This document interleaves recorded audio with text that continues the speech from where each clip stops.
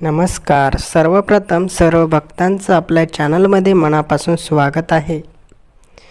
जीवनाच्या या त्रासामध्ये जो अडकला तो कायमचा अडकतो.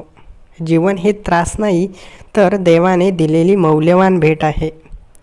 जर तुम्ही जीवनाला त्रास म्हणत असाल तर तुम्ही आयुष्यभर त्या त्रासामध्ये गुंताल. परंतु ज्याला जीवन म्हणजे एक आनंद आहे हे माहीत आहे, तो जीवनभर आयुष्याचा आनंद घेत असतो. तुम्ही देखील आयुष्य त्रास आहे म्हणून जगू नका, तर आयुष्य आनंद आहे म्हणून जगा. ज्या ज्या काळात तुमच्या आयुष्यात संकट येईल त्या त्या काळात स्वामी तुमच्या पाठीशी नक्की उभे राहतील. फक्त स्वतःला भाग्यवान समजा, कारण तुम्ही स्वामी भक्त आहात आणि स्वामी भक्त कधी कोणत्या संकटाला अजिबात घाबरत नाहीत. ज्यावेळी आपण एखाद्या गोष्टीचा विचार करत असतो तेव्हा ती गोष्ट आपल्याकडे येईल असं नाही, परंतु जर प्रयत्न केले तर ती गोष्ट आपल्याकडे नक्की येते. म्हणून शेवटपर्यंत प्रयत्न करत राहणं आपलं कर्तव्य आहे. ज्या ठिकाणी आपण आशा सोडून देतो त्या ठिकाणी सर्व मार्ग बंद होतात, परंतु जोपर्यंत आपण आशा सोडत नाही तोपर्यंत कुठला ना कुठला मार्ग आपल्याला नक्की सापडतो. म्हणून कुठल्याच गोष्टीची आशा अपेक्षा सोडू नका. ती गोष्ट शेवटपर्यंत मिळवण्यासाठी प्रयत्न करत राहा.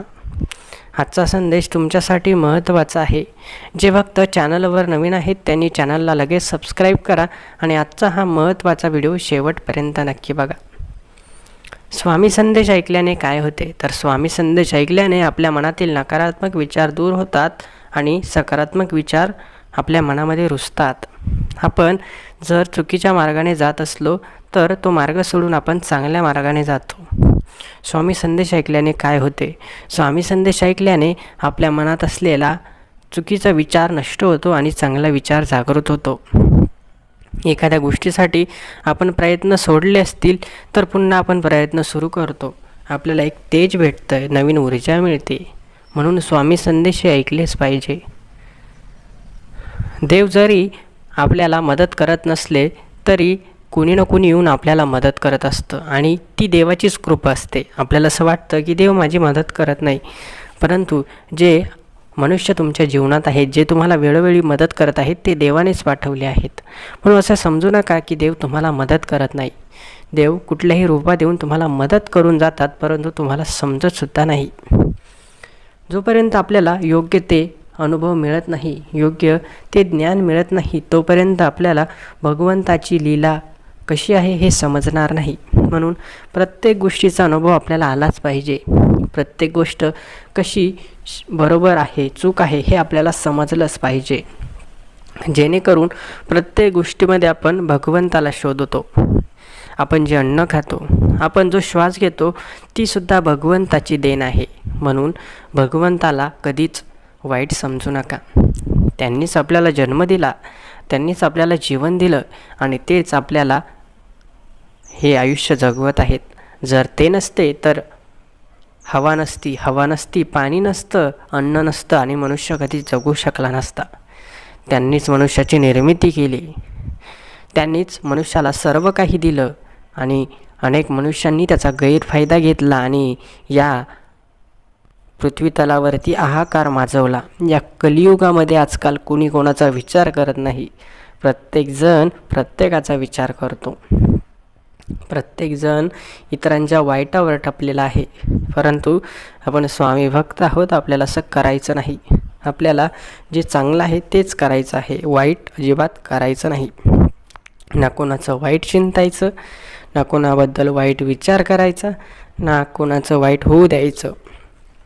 जर तुम्ही हतबल असाल, कोणाला मदत करू शकत नसाल, कोणाला काही हेल्प करू शकत नसाल तर ठीक आहे, परंतु तुमच्यामुळे कोणाचं वाईट होणार नाही हे देखील तुमची जबाबदारी आहे. जर आपण कोणाचं चांगलं करू शकत नाही तर कोणाचं वाईट करण्याचा सुद्धा आपल्याला अधिकार नाही. म्हणून आपल्यामुळे कोणाचं वाईट होईल असं कधीच वागू नका. जीवन सुंदर आहे, त्याला आणखी सुंदर बनवा. जीवनाच्या मार्गावर चालताना कधीच खोटा विचार करू नका. आपल्यामुळे कोणाला 1 रुपयाचा जरी फायदा होत असेल तर त्याचा फायदा करून द्या, कारण दुसऱ्याचं चांगलं केलं तर भगवंत आपलं नक्की चांगलं करतात.